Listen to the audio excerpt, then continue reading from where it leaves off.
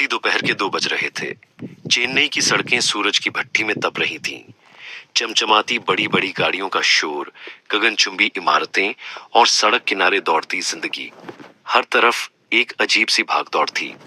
इसी शहर के एक मशहूर और महंगे सेंट जेवियर्स कॉलेज के बाहर एक पुराने बरगद के पेड़ की छांव में एक लड़का खामोश बैठा था। उसका नाम था करण। पुरानी हल्की फटी हुई सूती कमीज, धूल से सनी हुई जीन्स और पैरों में घिसी हुई चप्पलें, चेहरे पर दाढ़ी के हल्के निशान और आंखों में एक अजीब सी खामोशी। एक ऐसी खामोशी जो किसी आम इंसान की आंखों में नहीं होती। वह खामोशी जो किसी बड़े तूफान के आने से पहले समुद्र में होती है। करण पिछले कई घंटों से वहां चुपचाप बैठा था। उसके हाथ में सूखी रोटी का एक टुकड़ा था जिसे वह बहुत आराम से खा रहा था।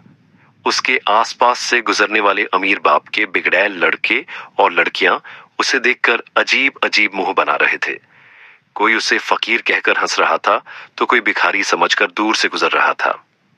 देख भाई, इस कॉलेज के बाहर कैसे कैसे फकीर आ जाते हैं। सिक्योरिटी वाले बिना किसी को भी यहाँ बैठने देते हैं। कॉलेज के गेट से निकलते हुए एक रईस लड़के ने करण की तरफ उंगली उठाकर अपने दोस्तों से कहा। उसके दोस्तों ने ठहाका लगाया, लेकिन करण, उसने अपनी नजरें तक नहीं उठाई। वह चुपचाप अपनी रोटी चबाता रहा, जैसे उसने कुछ सुना ही ना हो, या शायद उसने इतना कुछ सह लिया था कि अब ये छोटी बड़ी बातें उसके लिए बेमानी हो चुकी थीं। किसी को नहीं पता था कि यह फकीर जैसा दिखने वाला लड़का असल में कौन है। किसी को यह भनक तक नहीं थी कि आज से ठीक 11 साल पहले उत्तर प्रदेश के सबसे बड़े और खूंखार घराने गुप्ता खानदान का यह छोटा वारिस था। लखनऊ का वह गुप्ता परिवार जिसके नाम से बड़े बड़े सूरमाओं के पसीने छूट जाते थे, जिसका कारोबार सिर्फ भारत में ही नहीं बल्कि विदेशों तक फैला हुआ था। लेकिन 11 साल पहले एक हादसे ने सब कुछ बदल दिया था। गुप्ता खानदान का यह छोटा चिराग रहस्यमयी तरीके से गायब हो गया। 11 सालों तक किसी को नहीं पता चला कि करण गुप्ता कहाँ है, किस हाल में है, जिंदा भी है या मर गया। गुप्ता परिवार में आज भी सब यही मानते थे कि करण अब इस दुनिया में नहीं रहा। बड़े भाई मृत्युंजय गुप्ता ने 11 सालों से अपने भाई की याद को अपने सीने से लगा रखा था। मृत्युंजय, जो आज गुप्ता साम्राज्य का सबसे बड़ा और खूंखार स्तंभ बन चुका था, जिसने पूरे बिजनेस और खानदान का रुतबा अकेले अपने दम पर संभाल रखा था। मृत्युंजय की पत्नी साधना शर्मा गुप्ता एक बेहद संस्कारी, सीधी सादी, गरीब घर से आई और पारिवारिक महिला ने इस घर के हर रिश्ते को बड़े प्यार से पिरोकर रखा था।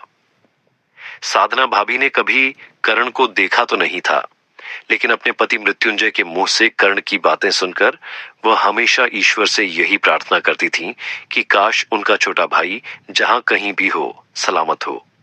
लेकिन सच्चाई क्या थी? सच्चाई यह थी कि करण जिंदा था, लेकिन वह लखनऊ की किसी रईस हवेली में नहीं बल्कि चेन्नई के इस कॉलेज के बाहर एक बेघर, बेसहारा और फकीर की जिंदगी जी रहा था। 11 साल की लंबी गुमनामी, 11 साल का दर्द और 11 साल का कड़ा इंतजार। करण ने अपनी रोटी का आखिरी टुकड़ा खाया और अपनी जेब से एक पुराना घिसा हुआ कीपैड फोन निकाला।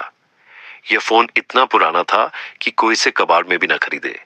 लेकिन इस फोन के अंदर क्या था, यह सिर्फ करण जानता था। अचानक फोन की स्क्रीन जगमगाई। बिना किसी रिंगटोन के फोन पर एक कोड नंबर फ्लैश हुआ, X9। करण ने धीरे से बटन दबाया और फोन अपने कान से लगाया। फोन के उस पार से एक भारी, सख्त और कांपती हुई आवाज आई, मालिक, प्रणाम।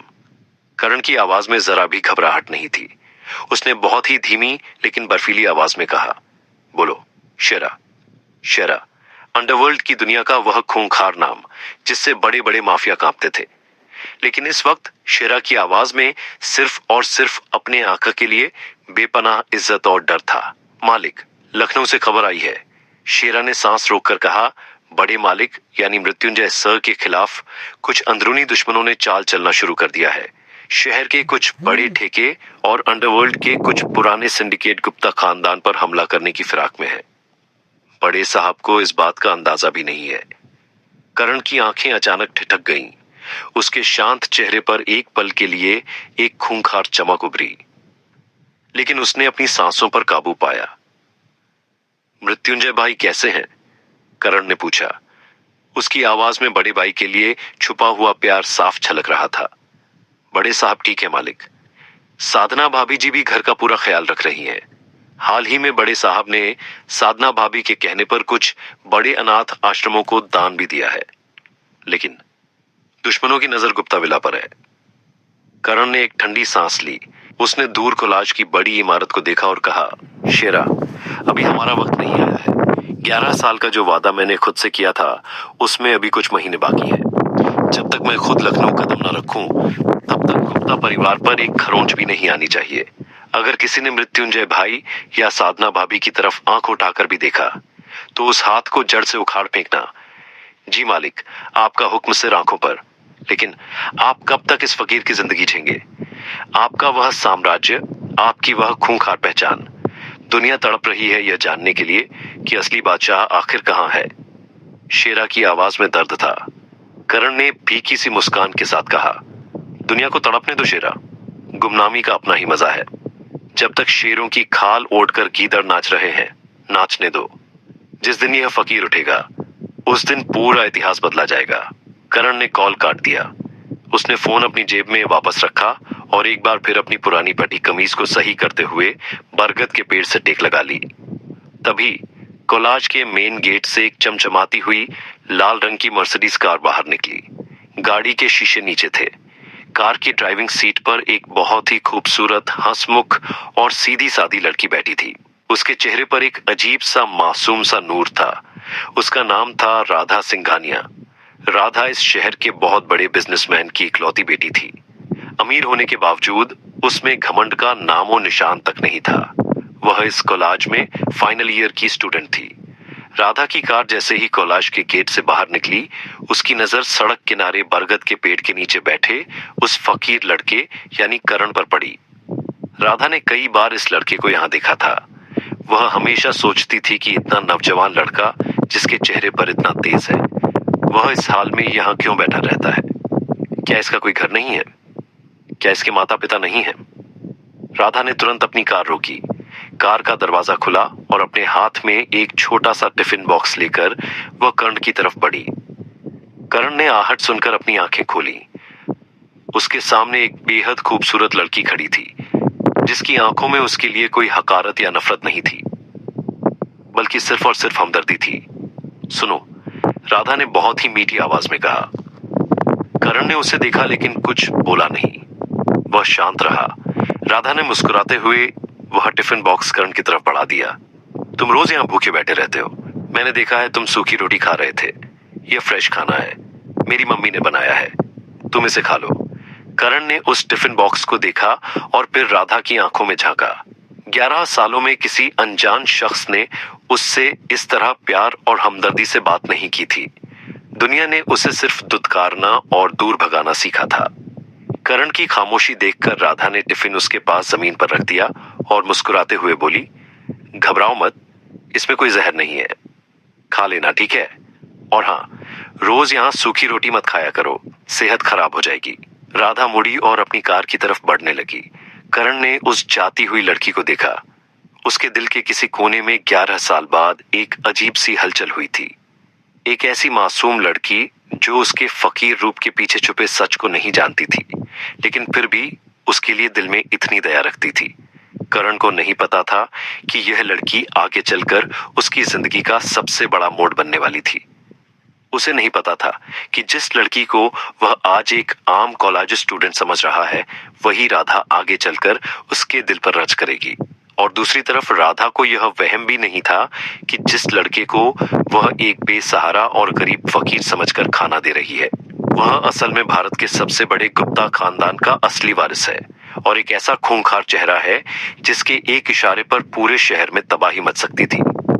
सूरज धीरे धीरे ढल रहा था। शाम का धुंधलका चेन्नई की सड़कों पर उतर रहा था। करण ने जमीन पर रखे उस टिफिन बॉक्स को उठाया। उसके चेहरे पर एक बहुत ही रहस्यमयी मुस्कान थी। राधा। करण ने मन ही मन उसका नाम दोहराया। तुमने इस गुमनाम फकीर को खाना दिया है। काश तुम जान पाती कि तुम किससे रिश्ता जोड़ रही हो। उधर लखनऊ में गुप्ता विला के एक बड़े से स्टडी रूम में बड़े भाई मृत्युंजय गुप्ता खड़े थे। हाथ में शराब का ग्लास था और सामने दीवार पर एक छोटे बच्चे की तस्वीर टंगी थी। वह तस्वीर 10 साल के करण की थी। मृत्युंजय की आंखों में नमी थी। तभी पीछे से साधना भाभी आई। उन्होंने प्यार से मृत्युंजय के कंधे पर हाथ रखा। फिर से कर्ण की याद आ रही है? साधना ने बहुत ही धीमी और संस्कारी आवाज में पूछा। मृत्युंजय ने एक लंबी सांस ली। साधना, 11 साल हो गए। मेरा दिल कहता है कि मेरा छोटा भाई जिंदा है। वह जहां भी है, किसी न किसी हाल में अपनी जिंदगी से लड़ रहा है। मुझे बस एक बार उसे गले लगाना है। साधना ने मुस्कुराकर कहा, आप चिंता मत कीजिए, ईश्वर बहुत दयालु है। जो बच्चा इतने सालों से हमारे दिलों में जिंदा है, वह एक न एक दिन इस घर में वापस जरूर आएगा। और जब वह आएगा तो आपकी यह भाभी उसका स्वागत आरती की थाली से करेगी। मृत्युंजय ने अपनी पत्नी को देखा और उनके चेहरे पर थोड़ा सुकून आया। लेकिन दोनों में से किसी को नहीं पता था कि करण कब आएगा, कैसे आएगा और जब आएगा। तो अपने साथ कौन सा तूफान लेकर आएगा? आखिर कौन है वो दुश्मन जो लखनऊ में गुप्ता परिवार को मिटाने की साजिश रच रहा है? और क्या राधा जान पाएगी इस गुमनाम फकीर के पीछे का भयानक सच? जानने के लिए सुनते रहिए एक गुमनाम माफिया, केवल पॉकेट एफएम पर।